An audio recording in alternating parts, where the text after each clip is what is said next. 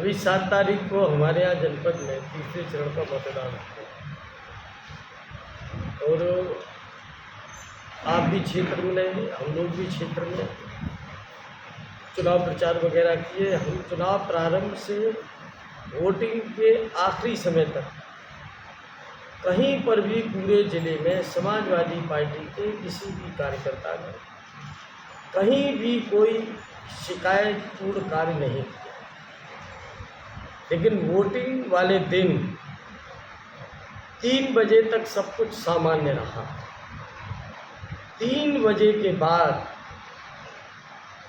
जिस तरह प्रशासन असहज कर दिया गया और सत्ता पक्ष के लोगों ने अपने कुछ चिन्हित बूथों पर जो गुंडागर्दी की और जो इन्होंने बूथ को लूटने की कोशिश की, उसका परिणाम ये रहा कि मेरे कार्यकर्ता पूरे संयमित रूप से अपने को बचा करके जैसे तैसे चुनाव को संपन्न कराए और कहीं बहुत सारे अपमानित भी हुए, बहुत लोगों के साथ बदतमीजियाँ भी की गई और कई एक जगह पर इन्होंने अपनी मनमाने तरीके से वोटिंग को प्रभावित करने का काम किया।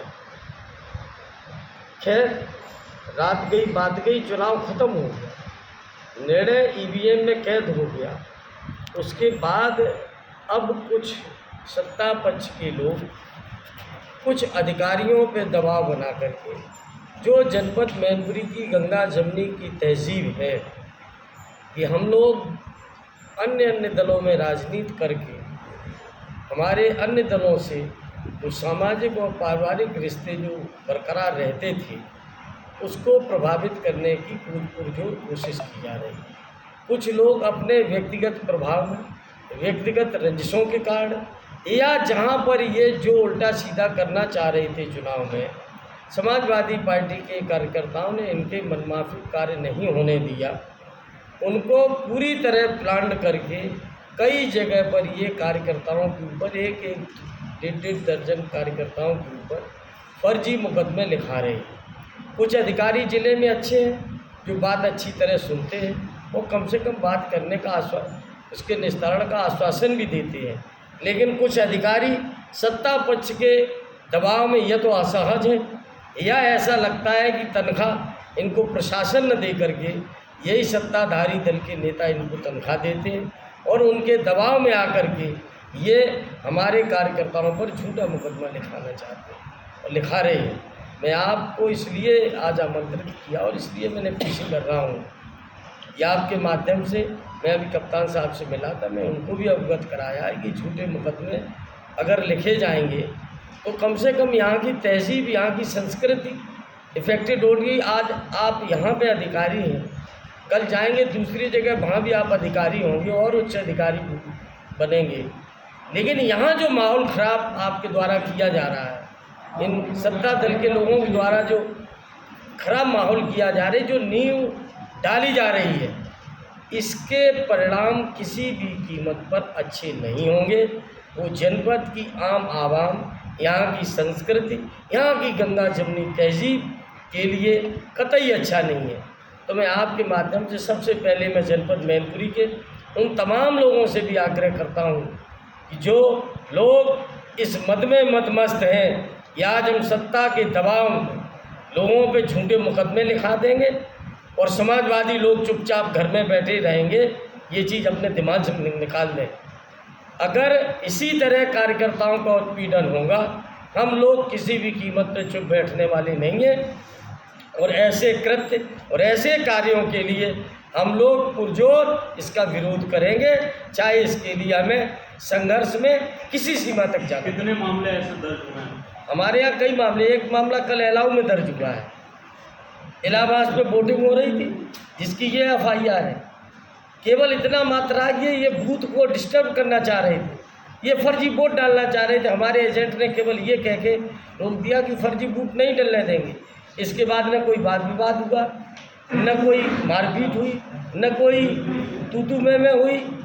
वो अपने घर चले गए, वो अपने घर जो दूसरे दिन, ये 3 दिन पहले एप्लीकेशन थाने में दी गई, जब थाने में एप्लीकेशन दी गई, वहाँ मेरी चौकी इंचार्ज और तमाम सारे और अधिकारियों से, कर्मचारियों से जब बात हुई, विधायक जी कोई बात ही नहीं हुई। और उसके बाद भारतीय जनता पार्टी के एक नेता जो भोगांव विधानसभा के बेवर के रहने वाले वो और उनके साथ एक व्यक्ति और रात्रि में एसओ के घर पे जाते हैं और वहाँ मिलते हैं और एसओ पे दबाव बना कर के झूठा मुकदमा लिख दिया गया। और आज जब एसओ से मैंने बात की तो एसओ घटना को, झूठी घटना को सही बता रही है। तो मैंने कहा भी उनसे, हमने इंस्पेक्टर साहब, आप न्याय की पहली सीढ़ी अंतिम सीढ़ी नहीं हो, आपके ऊपर भी सिस्टम है, आपके ऊपर भी अधिकारी है। यदि आप न्याय नहीं दोगे तो ऊपर अधिकारी है। इसी तरह बघौनी में एक घटना हुई, बघौनी में तो किसी तरह की कोई बात नहीं हुई, तू मैंने भी नहीं हुई। और वहाँ पर भी चुनाव के बाद जो हमारे बूथ एजेंट थे उनके ऊपर फर्जी मुकदमा लिख दिया गया। तेजगंज में घटना हुई, तेजगंज में जो घटना हुई है उस घटना में क्या ज़रूरत थी? बहरहाल वहाँ जो FIR एक नाम से हुई, जिस नाम से हुई वो वहीं का है, लेकिन उस घटना में भी क्या ज़रूरत थी पूर्व ब्लॉक प्रमुख बेवर को वहाँ जाने की? क्या ज़रूरत थी उनके साथ तो अन्य लोग गए तो वहाँ जाने की? तुम्हारी विधानसभा नहीं, तुम्हारा बूथ नहीं, तुम्हारा गांव नहीं, और जाकर के वहाँ डंपिंग की हैसियत से जब डंप करने के लिए गए और जाते ही इन्होंने बूथ अध्यक्ष के हमारे थप्पड़ मार दिया, जिस पर विवाद हुआ। और जो विवाद हुआ उसके लिए मैं खेद व्यक्त करता हूँ। इस तरह की घटनाएं नहीं होनी चाहिए, लेकिन जानते हो जब चुनाव में आदमी अपनी जी जान लगा देता है तो कम से कम इस तरह की घटनाएं न हो। इसी तरह माया सेन में भी घटना हुई और वहाँ पर आज भी मैं दोनों पक्ष के लोगों से निवेदन करता हूँ, ये अधिकारी चले जाएंगे और ये नेता जो बहका रहे हैं ये भी जिले छोड़ के चले जाएंगे। हमें आपको सबको यहीं रहना है। हमारी आपकी एक संस्कृति है, हमारे आपके पुरखों के रिश्ते हैं, उन रिश्तों को संभाल के हमें आपको अपनी संस्कृति बचा के प्यार मोहब्बत से रहना है। जिस तरह हम लोग राजनीति विभिन्न दलों में करने के बाद भी हम अपने रिश्ते सलामत रखते थे, इस तरह का माहौल हमें बनाए रखना है। और जो लोग केवल और केवल सत्ता के दबाव में फर्जी मुकदमे लिखा रहे हैं, किसी भी कीमत पर हम समाजवादी लोग ऐसे लोगों से न डरने वाले हैं और न दबने वाले हैं, और ऐसे लोगों के लिए खुलेआम हम लोग संघर्ष करें। विधायक जी, क्या कारण है कि आपके समाजवादी पार्टी के लोग लगातार ईवीएम की रखवाली करें? क्या अंदेशा है? बिल्कुल अंदेशा है। क्या अंदेशा है? अंदेशा हम नहीं, पूरा हिंदुस्तान कर रहा है।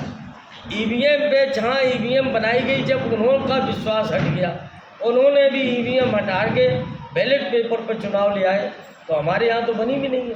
तो अगर मेरा अविश्वास है तो केवल मैं अपनी सुरक्षा ही तो कर रहा हूँ, और प्रशासन से पास बना के जो हमारी व्यवस्था के तहत प्रशासन भी रक्षा कर रहा है और हम भी सहयोग कर रहे हैं उनके। नहीं तो क्या लगता है, क्या ईवीएम में क्या गड़बड़ी क्या हो सकती है? क्या लगता हम है? गड़बड़ी है या नहीं वो तो बाद की बात है। नहीं तो रखवाली का मतलब भाई क्या है? हमारी चीज़ है, हमें तो अपनी सुरक्षा हमें खुद करनी चाहिए। वो हमारी संपत्ति है, हमारा भविष्य उसमें, तो हम तो प्रशासन का उसमें सहयोग कर रहे हैं।